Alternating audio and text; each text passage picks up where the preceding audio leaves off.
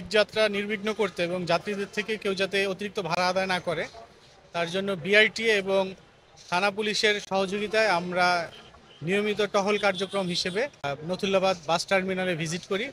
এখানে সবগুলা কাউন্টারই মোটামুটি যে যাত্রীদের কাছ থেকে অতিরিক্ত ভাড়া আদায় করছে কিনা সে বিষয়ে খোঁজখবর নিয়ে দেখলাম মোটামুটি সবগুলাতেই তো সরকার নির্ধারিত যেই ভাড়া আছে সেই ভাড়ায় আদায় করছে এবং যাত্রীদের কাছ থেকে খুব বেশি একটা অভিযোগ পাওয়া যায়নি। এছাড়া আমরা এখানে দেখলাম যে ফিটনেসবিহীন একটা গাড়িতে আমরা জরিমানা করলাম যে ওইখানে তাদের ট্যাক্স টোকেন এবং ফিটনেস বহু আগেই এক্সপায়ার হয়ে যাওয়ার পরেও তারা সেটা আপডেট করে নাই। আমরা তাদেরকে মোবাইল কোর্টের মাধ্যমে জরিমানার আওতায় এনেছি এবং তারা যাতে সেটা আপডেট করে ফেলে দ্রুত সেই নির্দেশনা দিয়ে দিয়েছে।